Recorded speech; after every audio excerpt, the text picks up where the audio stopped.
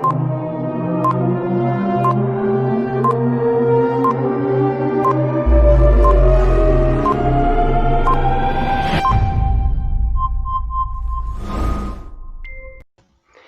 back to the Can I Be Honest show. We got a lot to talk about this week. There's a lot happened.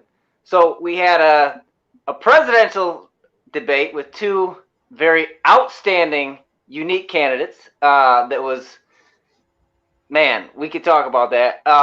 We had the president actually coming down with COVID and the first lady, as well as his aide, and there's some other Republicans as well. We have Michigan overturning, and this is kind of an irony in terms of timing. They're overturning the governor's emergency mandates on the state regarding COVID and the coronavirus precautions that she has in place.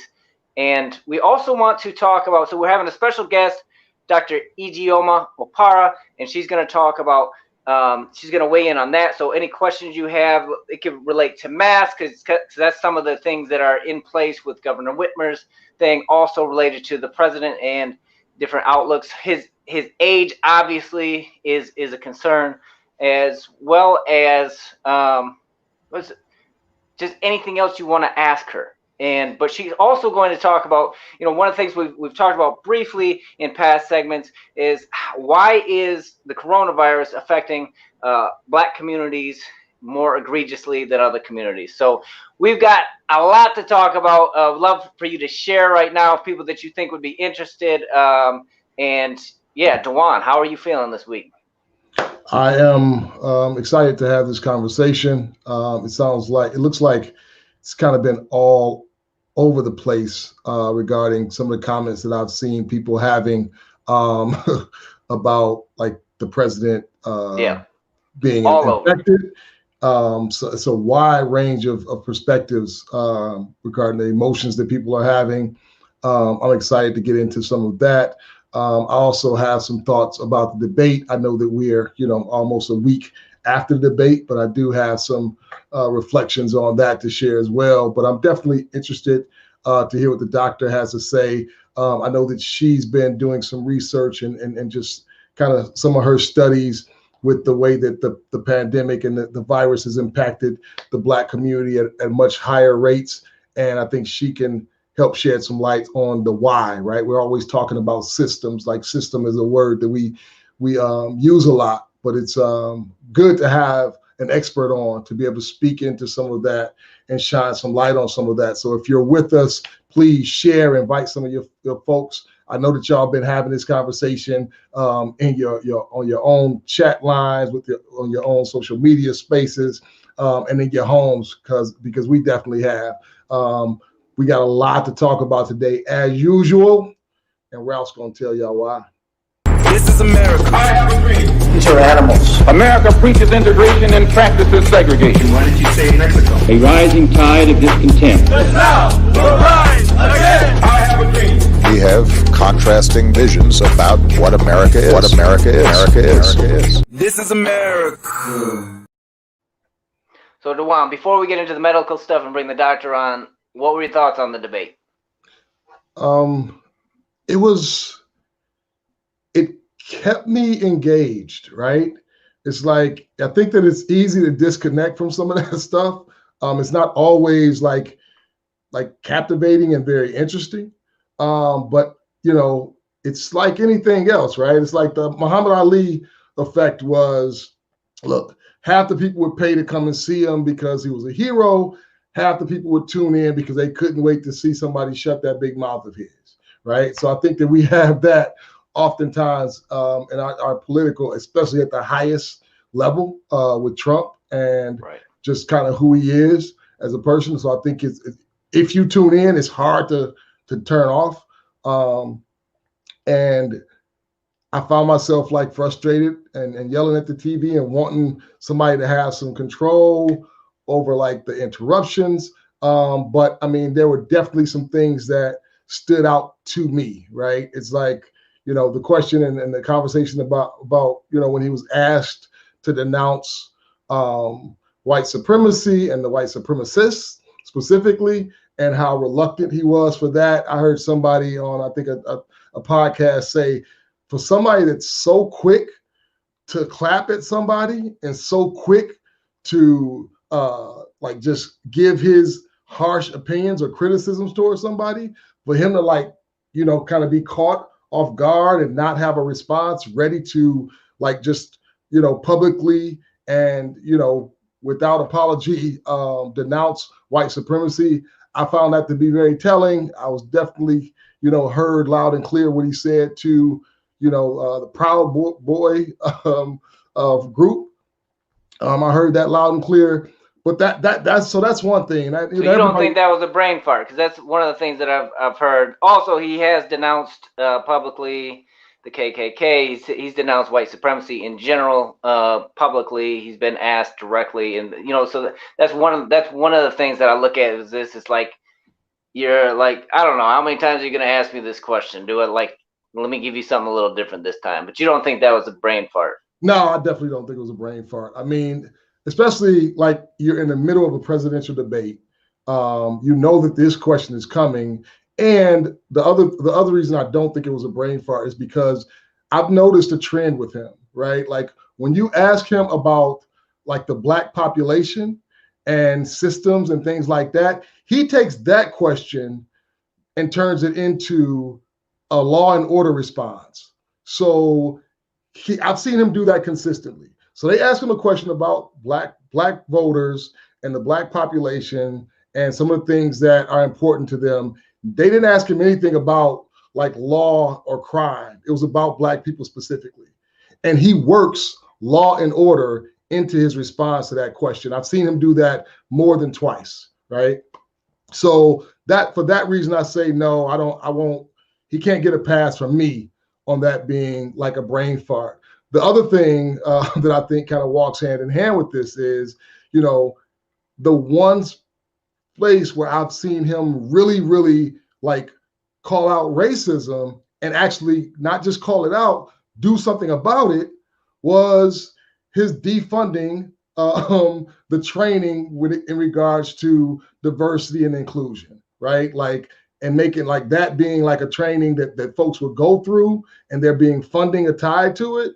He said that, you know, it was racist. It was very racist, right? That people were complaining about the training. People were made to feel bad. He said that it was almost a reversal, right? So like, I think for him saying it was a reversal is him acknowledging in some way that there's still some disparities that exist.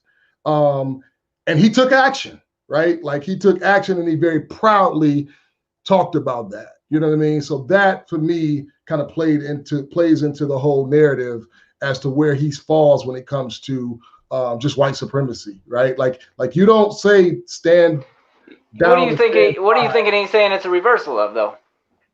I think that he's saying it's a reversal of the way that Black people are treated, right? I think that's what he said. That's what I heard when I hear him say that, because of the way that some of the diversity and inclusion trainings, some of the exercises that probably exist there, and some of the things that are typically called out in some of those spaces is the hierarchy and like the white men being dominant, the dominant voice in the business spaces, and there needing to be diversity and like, you know, that's the one group that you're not looking to like add to, because white men typically hold the most seats when it comes to positions of power and authority. So I think that's what I think he was referring to when he talks about reversal. I think that, you know, white men were most likely the ones complaining, saying that they were made to feel discriminated against in that space, in those trainings. These are all assumptions, right? But if I'm being honest, this is what I hear when I heard him say that. And he took action. And, you know, you and I are looking to work in that space. So, you know, like how important it is, like for people to receive that type of training, but also like to have funding to, you know, continue for people like us to be able to do that type of work. So those are some of my thoughts. Yeah, 100%. When I hear the reversal part of what I think about is the diversity training. I just disagree with the not funding that One, I'll say that plain. But I think when reversal, we are at a strange time, and I've seen some interesting feedback on this from Black Americans primarily, saying like, man, some of you guys are wild in the stuff that you're saying about white people. And some of it's like critiquing other white people, just going ham on white people or saying like all kind of crazy stuff. You know, when you talk about, you know, we've even come up with terminology, white-splaining, we got mansplaining, we got a bunch of things that like if you flip it, like it just doesn't work, it doesn't fly. You know, and you can get into the dynamics of history and power and all that kind of stuff. But at the end of the day, it's like flip it. I don't want that to go over anybody's head. When you say if you flip it, what do you mean by that? Well, if you were to say like black-splaining to somebody, like or anything along like where you're using somebody's race overtly. If you just like if you're to do hashtag old black men, you know what I'm saying, and all of those stuff are negative, like you do with old white men. Like, and if you just like, I don't need a white Republican, like I don't need a white boom boom boom, like you know, it's just nuts. Like the stuff that we say is okay to say about white people or a specific group of white people or a specific group of like non-woke non-woke people, period, and think it's fine to just like throw bombs at them. I think that's, to me, that's more of what it means when people say reversal. I don't think that's, from what I know of diversity training, I don't think that that's characteristic of what diversity training is. Though I have seen some things in academia that I'm like, no, like I'm not going for that. Anyway, but yeah, I am still sad that we have these two options. When you look at what happened in the debate, I mean, it's just a train wreck, overall train wreck, and like, how do we get here? So yeah, but I do want to talk about. I do want to bring the doctor on. I want to ask you one more question concerning the debate, right? Like there was but yeah, you anticipated. And I didn't even watch it. And I respect that. Like I definitely respect that. I think, you know, finding spaces and times and ways to unplug, you know, are important. And we need to bring some balance to what we expose ourselves to. There was a very interesting part, and you not watching it, like it's unfair for me to even ask the question, but Trump really came hard when it comes to bringing Joe Biden's sons into the conversation. Yeah. And you know, that's something that I know that you're often very mindful of, like the real, like that these are human beings that we're talking about. And seeing him like go there, park there, and press into that, I would really be interested to hear your thoughts. But I'm not going to challenge you to go and watch it because, you know, you're subjected to enough of this type of stuff, and it's hard to. No, without seeing, even hearing you, and I don't even know what you're talking about, like, because I didn't see it, but even thinking about whatever he might have said brings tears to my eyes, and I'm just kind of an emotional guy sometimes. But you know, the same thing I remember when stuff was going down with the mayor in Detroit, and I remember seeing this picture. It was a silhouette of his two young boys walking between the house and the garage. There's like this almost like this transparent tunnel or something like this, like a walkway basically. And so you see their silhouette, and I was like, what the hell are you guys doing? What are you doing? Why are you at his house taking pictures of his kids? Not only that, you got the pictures, then you put them on the front page of the paper. What is wrong with you? What is wrong with you? And so I think that, you know, we just have we have a no holds barred approach to news, politics, headlines, clicks, whatever the case may be, with no thought or respect to people. Like, respect is just, it's gone. It's gone. So there's like, yeah, you talk about anything. I mean, it's like watching, you know what I'm saying? This is like a East Coast, West Coast, I slept with your wife kind of stuff. You know what I'm saying? Like, that's like, this is like a rap battle kind of like mentality. It's like political, I hit them up, no doubt. 100%. Big Cliff, Tony T. What up, though? T. I see Kevin Ambers is tuned in. If y'all got anybody, if y'all interested in having this conversation, you know people are that you're connected with are interested in having this conversation. We're talking COVID-19. We're getting ready to bring the doctor on in 10 seconds. We're also talking the debates, Trump coming down with the pandemic, and the overturning of the governor's executive order regarding COVID-19. So you want to introduce the doctor and bring her out? Yep. We could bring her on now, Dr. Ijeoma Opara. She will give her resume better than I will. I just know she's amazing. She's been doing stuff for years and years. I remember when we were having our first child, I remember seeing some of the stuff that she was doing. There was a plaque on the wall for some of the stuff that she was doing at a completely different doctor's office, because just the amazing work that she was doing to help humans outside of like what she was doing, even on a 9-to-5 day-to-day basis. So let's bring her on now. So happy to have her. Thank you very much for coming on. Do you want to let people know a little bit about yourself and your background? Sure. Thank you, Steve. Thank you, Dewan. It's such an honor to be on your show. Thanks for the privilege of being here tonight. So a little bit of background. I'm an internal medicine pediatric physician.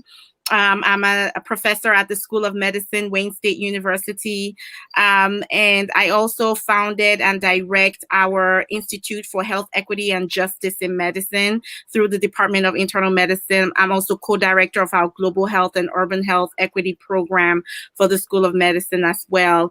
I do a lot of work, both academic, hospital work, inpatient work, a lot of medical education, training young doctors, resident doctors, medical students, and other healthcare professional students as well, nursing, etc. And I do research like as well, both nationally here, locally in the city, as well as internationally. So that's a little bit of my professional background. I'm on the task force for implicit bias training for Michigan LARA, the Licensing and Regulatory Affairs Office, and trying to come up with the guidelines to inform what training would look like for healthcare professionals in relationship to implicit bias training, which is some of the things I do in terms of my teaching at the School of Medicine. And also do a number of things in the community, both the African immigrant community and African diasporan community, so African American, Caribbean, etc. I'm a proud mom of 3 beautiful girls, 6, 4, and 2. Actually, I'm a proud mom of 4 kids. I got 3 girls and 1 40-some-year-old son. The men always get that, man.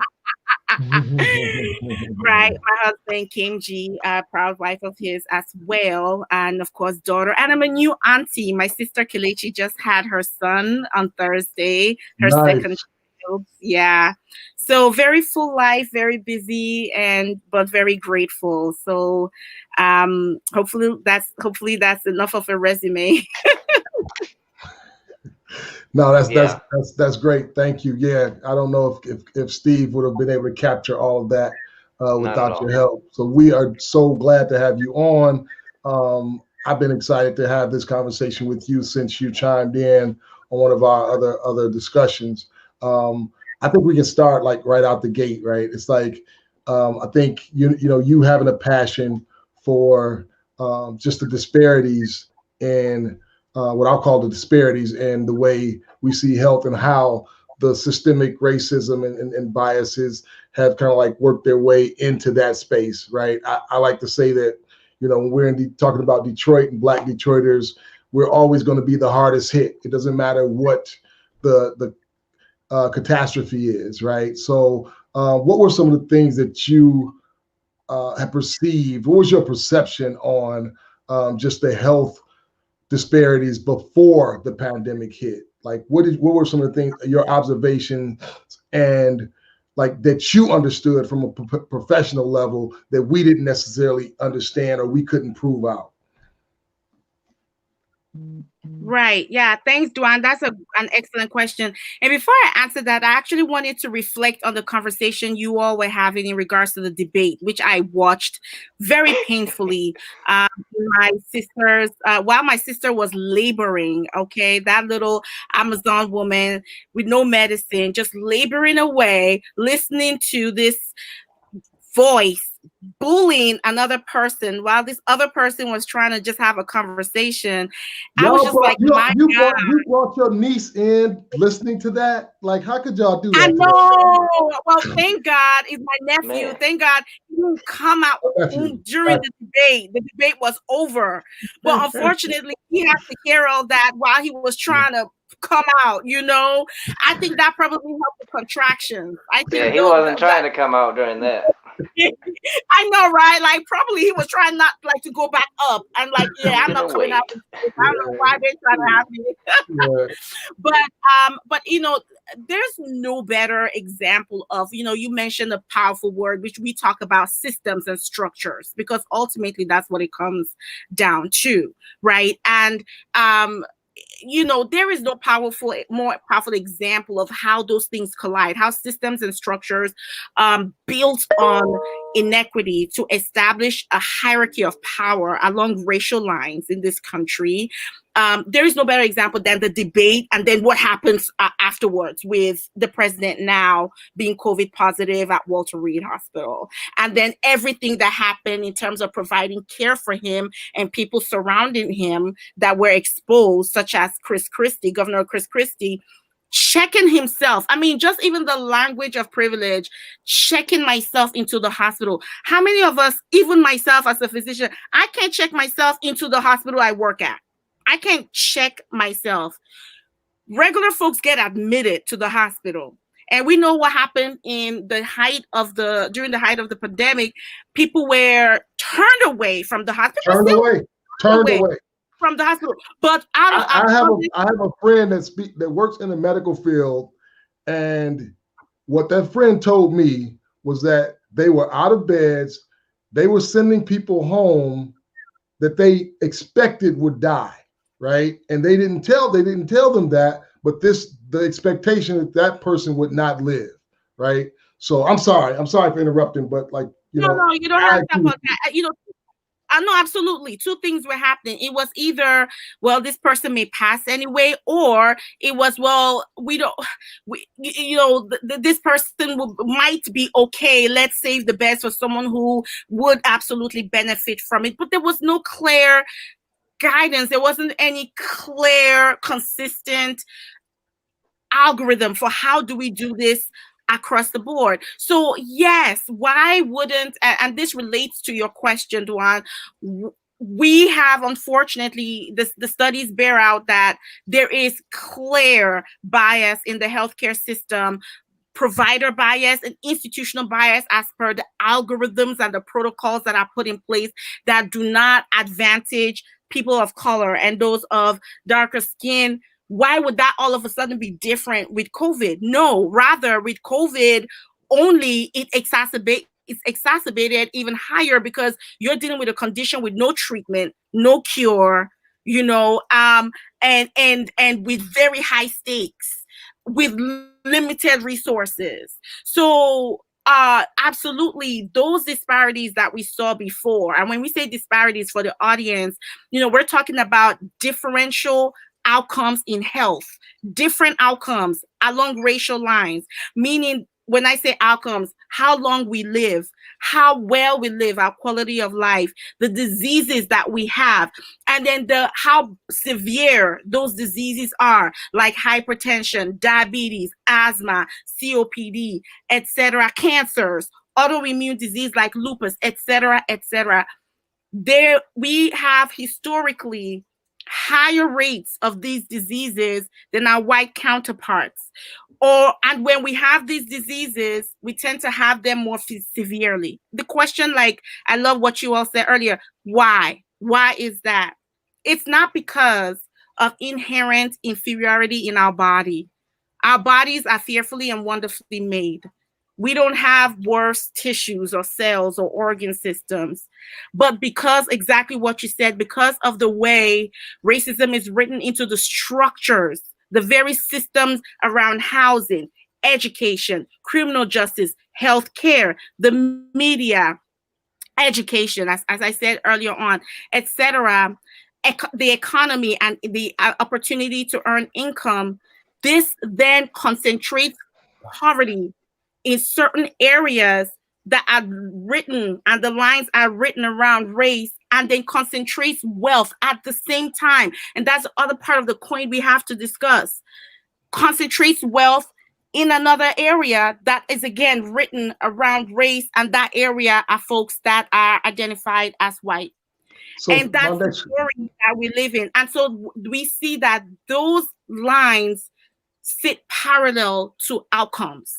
So if we have higher rates of poverty, we are going to have higher rates of diseases of poverty, and so on and so forth. If we are, and this is my last point, if we are put in locations where we have higher exposure to pollutants, we have Marathon refinery, we have factories, we have all kinds of things in the air, in the soil, in the water, and in the houses, or by the highways, and we're constantly exposed to those pollutants, we are going to have high rates of lung disease, autoimmune disease, neurologic disease, cardiovascular disease. Not because of something intrinsic to us, but extrinsic that then has intrinsic or inherent consequences. So that's how the systems and disparities is what we have seen pre-COVID, that was only worsened, exacerbated, highlighted by COVID.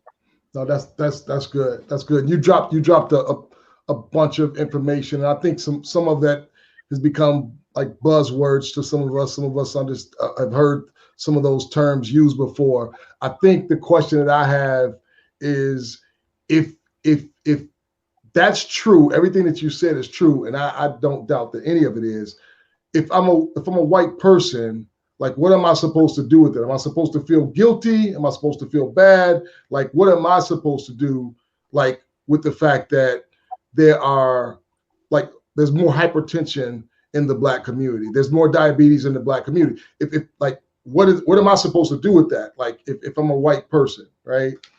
And I'm not saying that that's a fair question to you, but like that's the thing that it kind of comes to mind for me as we talk about these things. As we say those things, like, what role do we all have to play in that? Because if you're saying a system, like, that almost disables me, right? Like, if I'm just a person, because I don't see myself as a system. I see myself as benefiting from or being impacted by, right? But what role do we have to play, if you've given any thought to that, regarding like what our role is? And I'm like asking the question for a white person that might hear you say that and be like, well, I don't know what to tell you. Y'all need to stop eating so much salt. Well, I think the first thing, I think I'm hearing a question around allyship, maybe, if I may rephrase it in my mind. It's like, well, okay, so then what do I do as an ally to contribute to this and help or support or contribute? The first thing is exactly what you said. You said you hear that, and then if your response is, well, y'all need to stop eating salt, you've already missed the whole point. We didn't say that it had anything to do with salt. That will respond. That is causing population-wide impacts. Yes, high salt intake is important for high blood pressure, etc. But when you talk about a whole group of people, it's not behavior alone that is accounting for those disparities. We're saying that there are systems in place. And what are systems? Systems are a collection of laws, policies, processes, protocols, practices. So the first thing I would say for that white brother or sister is to get educated.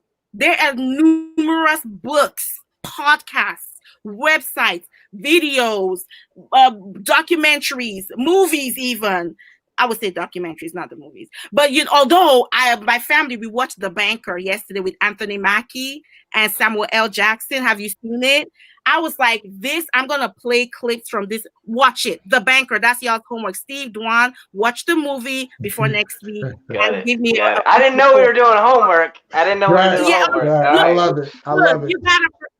You got a professor on the show. You're going to get homework. Okay. I don't know why you didn't prepare. That's on you. But on the real, you got to watch The Banker because it was a beautiful, oh my God, beautiful movie story to illustrate how systems work, right? To systematically deprive a whole group of people from attaining wealth generationally, even though you have the resources, and I don't want to go into that story because it would take away from our time, but when you watch it, we can talk about it ad nauseum after you watch it, because it really opens your eyes to the fact of why reparations, for example, is on the agenda for how do we move forward kind of thing. And I'll come back to that in a second, because truly Black families were intentionally deprived of opportunity to attain wealth that they could very well have attained, that they were very qualified and capable, and the state sanctioned efforts totally ripped that from their hands systematically, generation by generation. And it is outstanding. So you want to watch that movie. But let me come back to, movies are a good tool. But as a white brother or sister, is to start getting educated, to understand what we mean. Because why? Otherwise, just like we do in medicine, what you said, Juan, is what happens in medicine. We're like, well, I don't know, all these Black folks were taken care of. Yeah, their blood pressure is high. I don't know. They just like to eat all that salt. But your patient keeps coming back every month, every 3 months. She's cut off the salt. She's cut off the sodium. She's doing everything you've told her to do. And her blood pressure is still high. So then what do we do because of the way we're trained? Oh, it must be the genes. Black people, their genes, it must be something. It must be this other thing. And we do what we're supposed to be as doctors. We rule out other medical causes. And then they're all negative. And then we're like, you know what? We call it idiopathic. Idiopathic means we don't know why. A thing is a thing. So, but it's there and we're just going to keep taking care of it. Right. And we don't look to see, wait a minute, what are the social underlying causes? What is the socio-cultural, socio-historical, socio-political causes for why this young woman is still coming in and her blood pressure is high? What are the stressors in her life? How many buses did she have to take to get here? Who is taking care of her children if she has any? How is she going forward in life? What are some of the abuses or the trauma she's experienced by virtue of being a Black woman in the United States? And having that conversation, we just figure out, we're going to have to add this other medicine. We have to add this other medicine, add this other medicine. Now, not every doctor does that, not to say that, but I'm saying the culture or the tendency, the training conditions us accordingly, unless we are now exposed to the information and the knowledge that enables us to open our minds to understand the bigger picture of what's going on. This conversation we're having right now. So my white brothers and sisters, that is what needs to be happening, that conversation, because with that information, that knowledge growth, because when that happens, then I don't need to come to tell you how to vote. Okay, let's come back to the mask mandate. Right now. Okay, forget the debate. The very fact of we have this president right now, right? I don't have to tell you. You talk about, the system. We are the system because we vote. We vote. If we are not voting in every election, not just presidential, I'm talking dog catcher. The dog catcher, the superintendent, the sheriff, every election. Those people out there we send to represent us and write these policies and implement these policies. That's what we do. So you think the government is going to fix all this? Because I've seen 8 years of one people's hands and 8 years in another, and I see us basically at the same spot at the end of anybody's term. So I have zero faith that the government is going to do much of anything to push this stuff forward. Before you chime in on that, let me invite anybody that wants to come on live to ask the doctor a question pertaining any of this. Ralph is going to give you, do we have the link already shared? I think it's shared on my page. I think it's shared on Steve's page. If you guys want to jump on, I think Ralph may have. If you guys want to jump on and hang out with us and ask a question live and in real time, Mike Izzo says, she has a great point. Doctors have not asked me what my eating habits are since the 90s. This professor is on point. Oh my God. Oh Lord, that's not good. I'm sorry. But I thought you said it was beyond the eating habit, so I'm trying to follow that. But I also don't want to get off the government standpoint, because I don't think the government is the answer. So I can answer both. I can say I don't think it's not the answer either. You know what I'm saying? Right. I'm not like a don't vote kind of person. I just I'm not putting all my eggs in that basket. Correct. And I never said to do that. Absolutely. But it is a very important, critical basket to put eggs in. And we can't deny that. I think we can agree on that. And so, yes, in addition to other things, we're not, sometimes we fall into this either or trap. No, the world is much more complicated and we have nuance, right? So 100%. I'm not here to say, oh, it's all the government and we just go sit in the back. And that has never been the reality anyway. I don't think the reality ever has been folk just say, well, the government. But this is a democracy. We can't deny that. It is. It's supposed to be. Let me put it that way. That's what we decided. That, okay, this is America. This is the experiment that we're going to have. We're going to put people from everywhere, some people involuntarily and other people voluntarily, force them on this land, okay? And without a common language, without a common culture, without a common, and then it's just gonna be popping for everybody. It's an experiment. We understand that it's not worked, but we are committed to making it work. And so as long as it is a democracy, is it though, Demi Nuga say, is it though a democracy? That's the idea. You're right, my sister. It's that's the idea. It's the idea. So as long as we are still operating within that idea, let me put it that way, we are going to have to make the government work for us as one of a number of strategies for addressing our life. I also want to just come back to your point, Steve, what you said in terms of the food. Don't get me wrong. We still have to eat in a certain way. There is something called the DASH diet, the dietary approach to stop hypertension, DASH, which is basically a low salt diet. We have to do that. But that, again, is just one piece of the puzzle. And we have to have conversations about what else is contributing to stress, what else is going on in people's lives. We call it the social determinants of health. What are those conditions in which we live, work, play, make love, have families, die, go to school, worship? Those conditions, housing, food, water, good quality water, air, education, early childhood experiences, physical environment, etc. Those conditions contribute to health outcomes 80% of the time. What we do in the clinical setting contributes to health outcomes 10 to 15% of the time. Yeah, 80%. Talk about that number, because this is the first number that you've thrown out, and I'm always very interested in numbers and seeing how certain conditions have this amount of impact and stuff. And so I think you've touched on a lot of stuff. Can we get into some specifics there, like the 80% or case studies, et cetera, et cetera? Does that make sense? You can be more specific too. What number are you interested in? You talked about 80%. It's 10% is medical. 80% has to do with all these other things. So what does for instance, any correlations you have between education, quality of education, or pollution levels, or poverty just in general?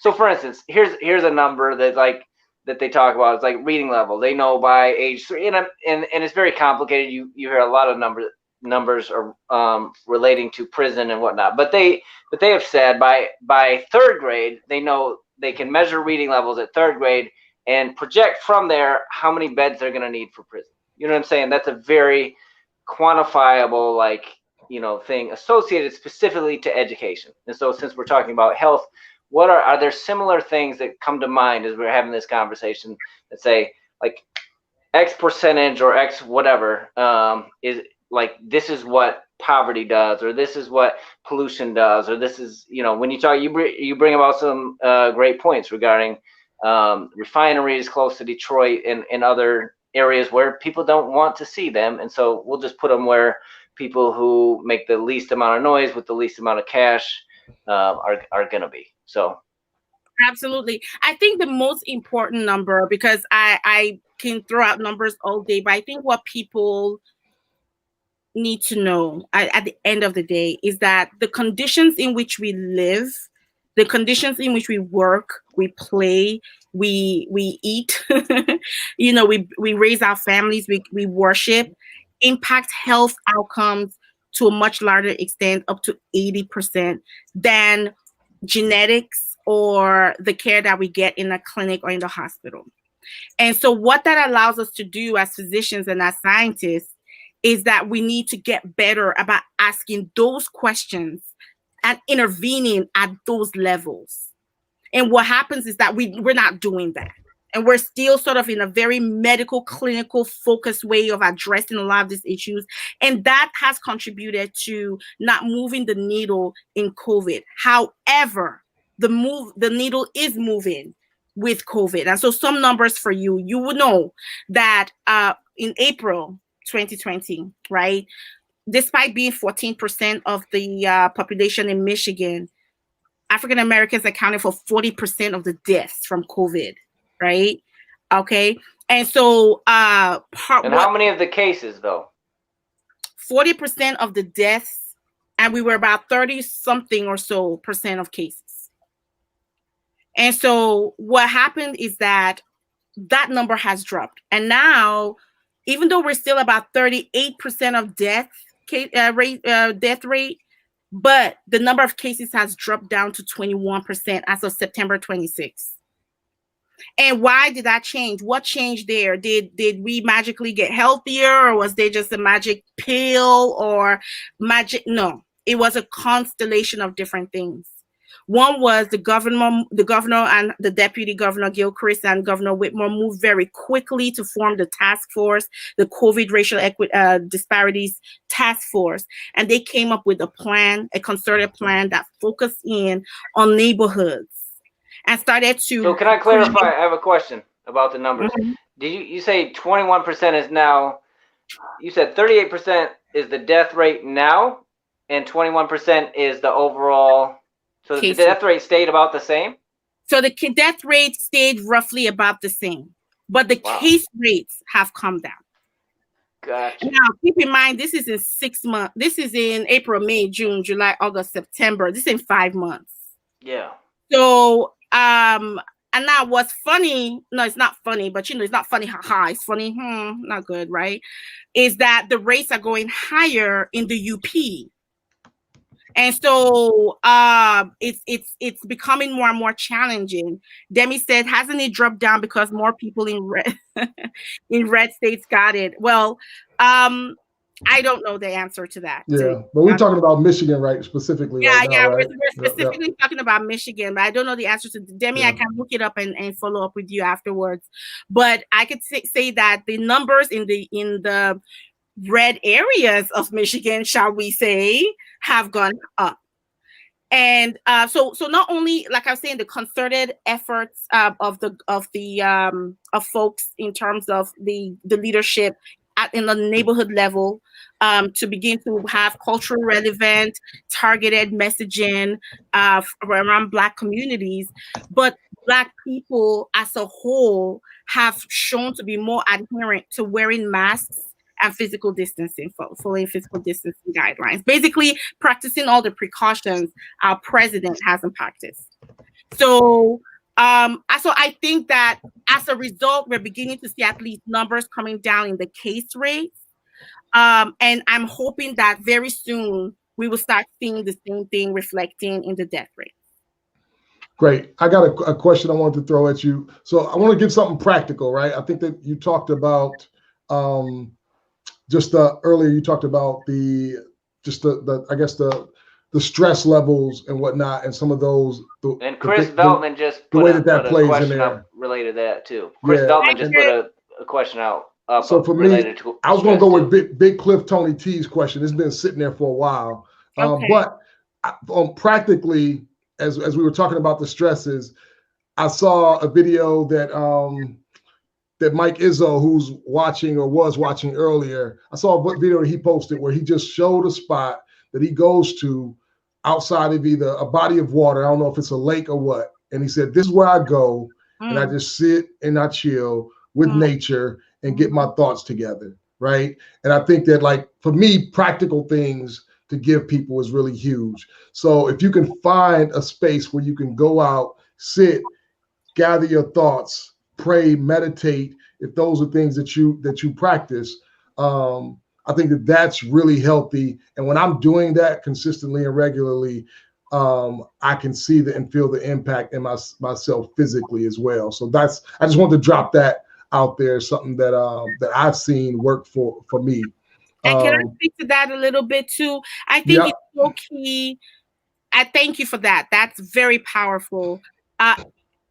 There are two things. One is find that thing that you can do that gives you peace and quiet and where you have an opportunity to be still, and get centered, whatever that means for you, and plan it.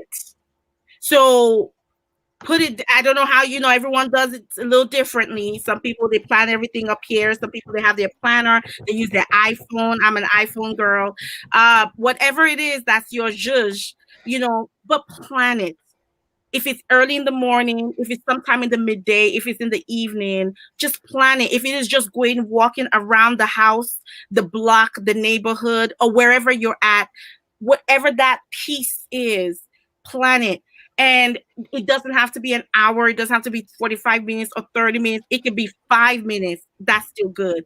And I think overall, just taking care of yourself, eating well, activity, sleep is huge. So I wanted to just really emphasize that. I'm glad that you brought that up, Duan.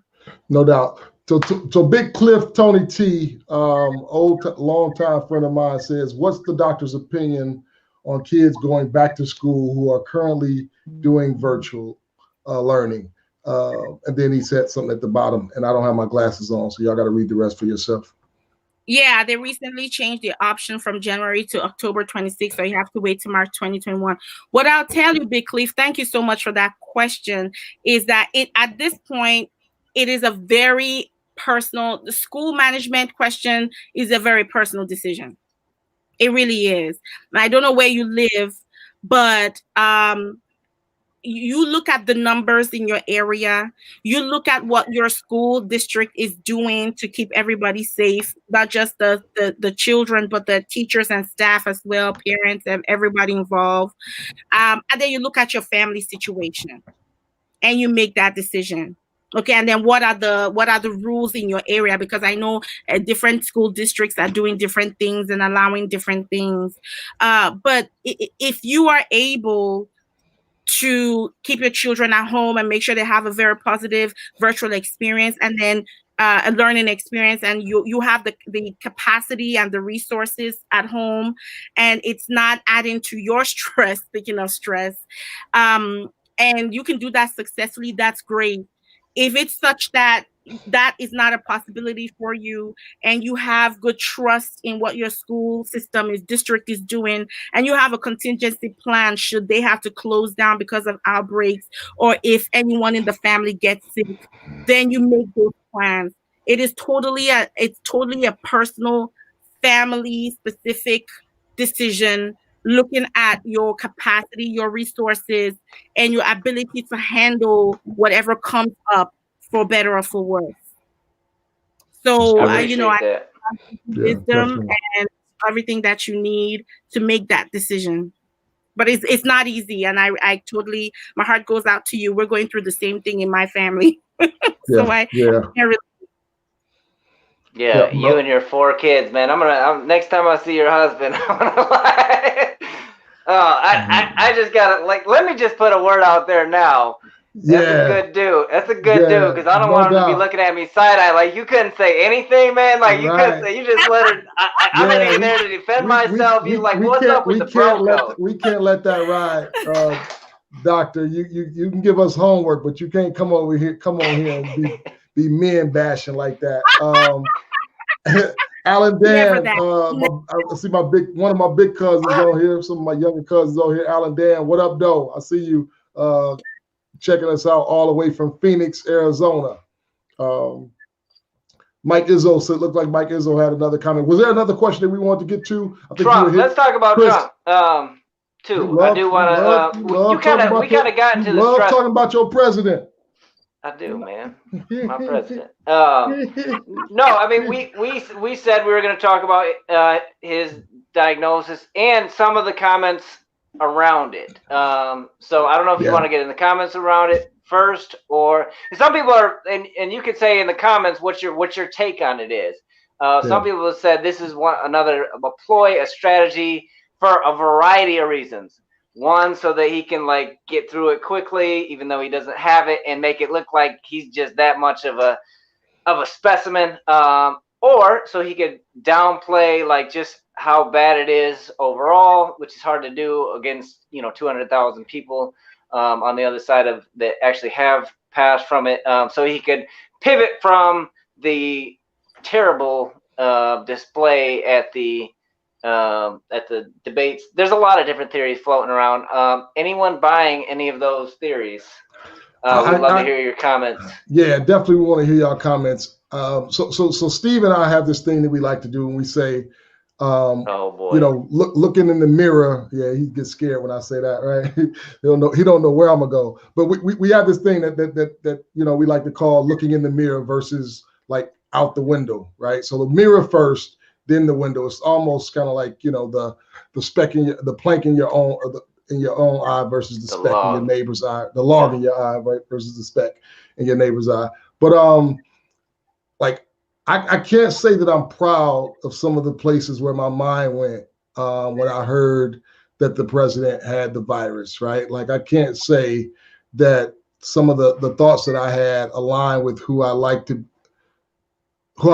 would like to be as a person, especially in regards to my faith and what my faith calls me to do, even for those that I would consider enemy, right? So I'm not necessarily proud where my mind went, and I'm trying to work on that. I'm not very diligently working on it. I'm still processing it, if I'm gonna be really honest. But yeah, it's for me. It's often I'm often able to reflect and look in the mirror when I'm looking out the window and I see people out the window saying and doing things that align with the thoughts that I'm having or what's happening in my heart, right? So often it takes people that are bold enough or either careless enough to say some crazy stuff on social media, and then I'm like, damn, that's crazy. I kind of agree. You know what I mean? So that's some of the things that I've been like wrestling with internally, personally, and trying to be careful with that. Where are you at, Steve, regarding like just getting that news and hearing that news?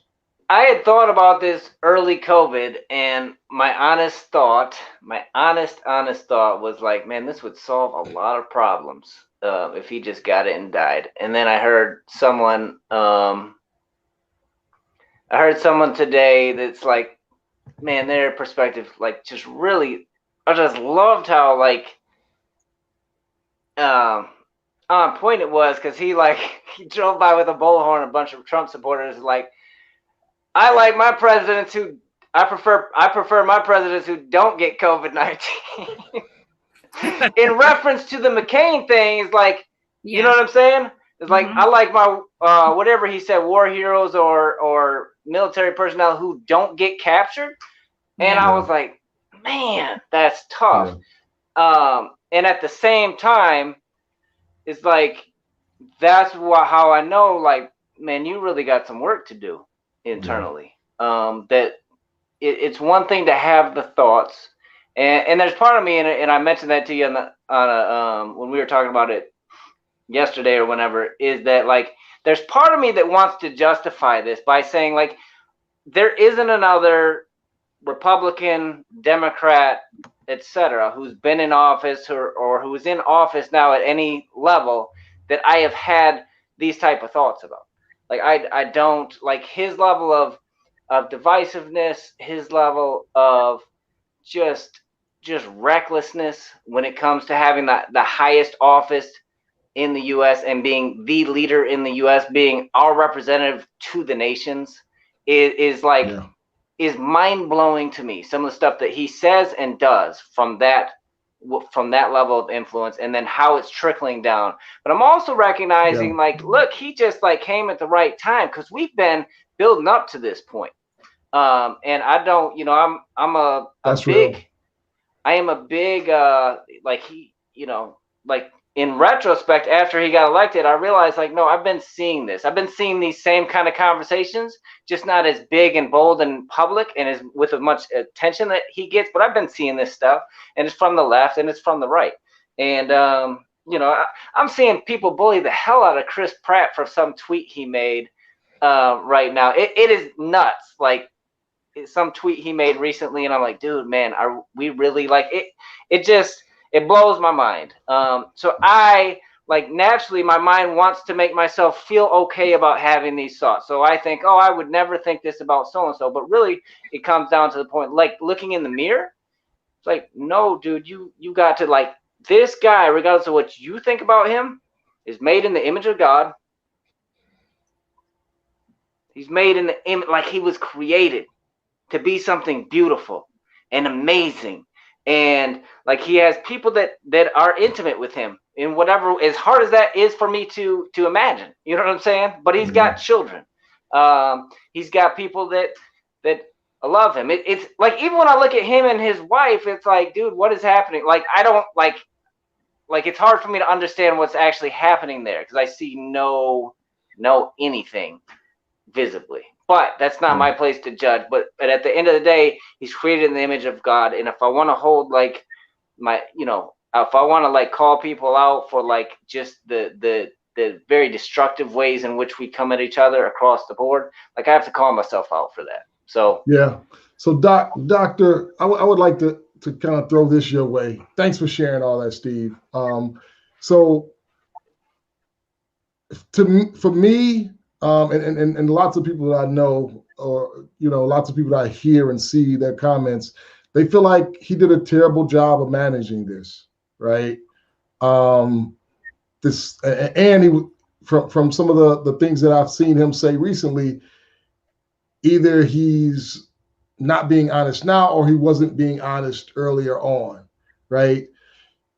And we lost lives, like you know, I know people that passed. They have families, they have children, you know, husbands, wives, and they're not here anymore. And that hits differently when you think that there's a chance that something could have been done that could have changed that outcome, right? So reconciling that with the fact that now, like, ironically, he has it, it's still like it's a stretch for me to, you know, like pray for his healing, right? Like it's hard. It's something that I'm forcing myself to do, right? But I question the sincerity, right? When I'm petitioning the Father on his behalf, I question the sincerity within my own like heart. You know what I mean? Yeah. So what do you think about the way it's been managed and handled on a national level? And, you know, I mean, I can speak to you as somebody that's a person of faith, and like, where are you at with all of that? Yeah. So, you know, if you don't mind, I would just really come at it from a human level. I'm taking off my doctor hat and professor hat. You know, cool. I'm just being a sister here, and I think it's okay to be human. And I think one of the things that I see, and again, I'm not any authority, theologian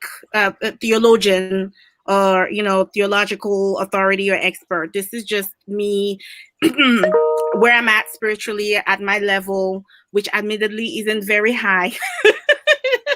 And to just say, though, that oftentimes I see we struggle with what we already have been given. And one of the things I admire so much about the man Jesus when he walked on earth, per the stories we're given in the Bible, is just how human he was. And how he allowed himself feel anger when it was right and righteous. When he walked into that temple and he saw people abusing his father's house, and he just turned up. He just tore the whole thing apart for righteousness' sake. And how when there was wrong and injustice, he spoke about it, and he wept when he needed to weep, and he laughed when he needed to laugh, and he prayed when he needed to pray, and he was just a person. And when the cup was too heavy, he said, Lord, God, just take this cup away from me. Okay, but let your will be done. And for me, as I've grown older, I can relate so much to those moments in Jesus's life more than the rest of it, to be honest with you, because of my experiences with life and contending with the nuances of life, and when things are more complex than when they're simple, and the gray areas of just, again, life. I think it's okay to be angry at this man, who, by the way, is only a symptom of, like Steve said, just a symptom of what this country is. You talk about looking in the mirror and looking at the window. Donald J. Trump is the mirror of the United States of America. I really don't have a lot of personal angst towards him, because I just see him as a symptom of the real pathology, which that's real. That is real.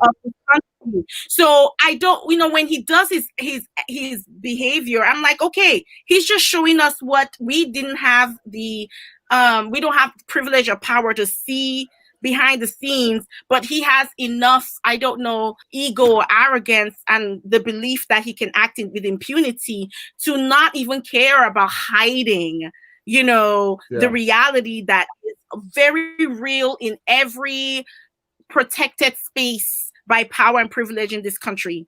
So I don't get to, he's always been on brand. He's always been consistent and on brand. So I think, for me, and we were kind of, we're talking about the debate and saying again, how interesting, he never followed, he violated every guideline for public health safety.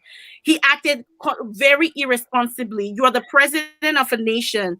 You keep yourself healthy, not for your own sake, which it should be, but for the sake of your country, because you being down is a national security issue. And you didn't think about any of those things, and you acted with impunity and irresponsibility because you don't care or you don't see, but it's not my place to analyze all of that. But I am okay to feel my feelings. It's okay. I think the more we fight and wrestle against them, we have them. Was it a mistake to have feelings of anger or resentment? No. I think it's okay to feel them and give ourselves the time. People died, Dwan. How many now? 208, 210,000. I lost a relative. My brother was sick with COVID.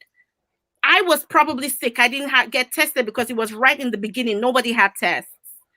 People died. Humans, mothers, fathers, brothers, sisters, lovers, friends died. And he said it virtually affects nobody. Come on. Why would you not be? Is it wrong to feel that anger on behalf of others? No. I don't think we're called not to be angry. We're called not to act in anger, but you can be angry for what is wrong and then channel that anger to action. Make sure you get 1 million people to go out and vote. Make sure they are registered and they vote him out. I don't want anything wrong bad to happen to him, because he needs to face justice. He needs to be voted out, and then he needs to stand trial for all his crimes. That's what needs to happen to that man. and all his cronies that support him and kept him in that position. There's nothing wrong with believing that. It is justice and it is right. So that is the way I process it. And I'm very, very comfortable with my feelings on that. This message has been paid for by Joe Biden. No. We are not getting any kickbacks from Joe or iPhone, who Dr. gave iPhone. I am an Android lover and user, just for the record. so this is a nonpartisan message. But I think that you kind of summarized the whole, looking in the mirror and talking about where you are, but also the window as well, right? I mean, I don't think that we're not called, to look out the window at all, but I think it starts with self-reflection. So I appreciate you and Steve kind of sharing where you both are, and helping me process where I am right now. And I feel like there's definitely work for me, to, as I said before, and growing in this space and processing all of this stuff and learning, wrestling with what part of where I'm at is right, what part of it is wrong. I really appreciated Josh Rock's comment. Crystal, my Thomas' son, said, "Thank you, Dr. Opara, for your thoughts." And I think you kind of gave her a pass to continue to be mad. So I think that might be why she's thanking you. But yeah, Josh. No, we can be angry and we can process.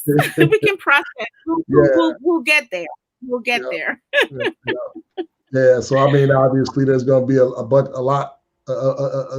a big difference in the treatment that he'll receive.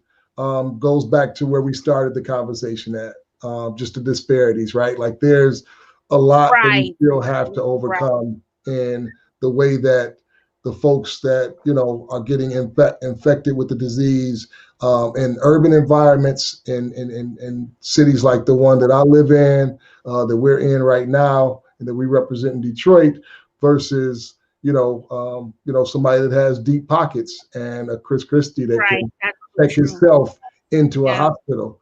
And if we're all okay with that, then we are the system and we are representing the system. We have to figure out what we can do to bring about a change in that. And, voting is one way, but we have to figure out other ways. And we will ask the doctor to do some homework and give us some things that we can share with y'all next week, or we can post in the comment section and say, here are some tangible things that you guys can do to help change the system.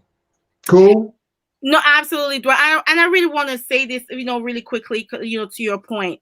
This is a man that didn't pay any taxes in the past so many years. And right now we are paying for his hospitalization and his care. He is getting world-class, planet-class care that a lot of my patients, and probably not even myself, can attain. We're paying for it through our taxes. Okay. And what you said is very beautiful. We have to start reimagining what world we want to live in. So when we talk about the voting and holding people accountable, what are we working towards? What can we say, this is unacceptable. This is what it needs to look like. Right. And then work towards that. Yeah. Voting is one. It's just the beginning. It's just one step. There are multiple steps, but we have to start to reimagine and then work towards that collective imagination of what is going to work in the world that we say is ours today.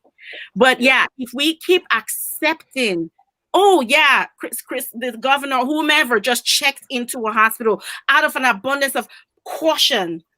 Who does that? Mm-hmm. I've never heard of that, and I've practiced for how many years?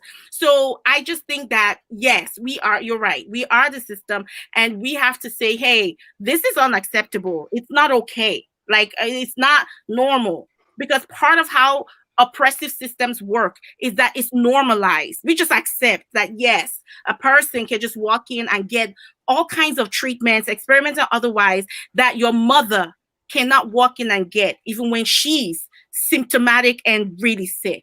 That's not okay. Not in a country like the USA with the potential that she has. So we have to start normalizing justice and equity, normalizing righteousness and righteous anger, and then normalizing behaviors such as this and not giving it a pass and an excuse. So thank you so much for that. And if I think the Chris Christie thing, I think gets, but I know that there's chat, so I don't know how you want to answer that, or I'll just say the Chris Christie thing, I think gets into some strange territories with how we treat celebrities and wealthy people in general, including athletes, so somebody like LeBron checking themselves in or anything like that, that wouldn't seem abnormal to a lot of people. So like that gets into some really strange territories in terms of just how we are as a society. I think there's layers and layers of things, and I just throw that out there for people like me who would be thinking, oh, I could, like, that's a little different. But anyway, I'm starting to think you got something against LeBron. Is this like? No, man, we've been talking to. I bet he's up on my timeline a lot. Time I look up, you got something to say about LeBron. It's not a negative thing. It's just we treat celebrities like different. That's not the negative about him. I'm just messing with you. But we do need to wrap up. Doctor, you've been one of the most passionate guests that we've had on. I had no doubt that you would be. Definitely appreciated you hanging out and joining us. We really appreciate you. Steve, you got any last words? No, I appreciate you. Vote for who you think will make the biggest difference. We are not we're not up here. Somebody, well, I don't know. Dewan might tell you who to vote for. I won't tell you who to vote for. I can tell you who not to vote for. I can tell you that. It's a very I am very unhappy about what the selections are. I think it's just pitiful, and I think this whole thing is a state of America. I don't think it's just Trump. I think the whole thing is like an absolute mess, and I think we're all to blame. So yeah. So I'll end with this. If we're going to talk about like who to vote for, I think that I remember there being a question that was asked to Barack Obama. And he asked this to I think all the Democratic candidates at one point. Like why would Martin Luther King Jr. Endorse you as a candidate? And after everybody kind of gave their thoughts on why he would endorse them, I think Barack Obama's response was, look, he wouldn't endorse me. I think what he was saying was he wouldn't endorse any of them.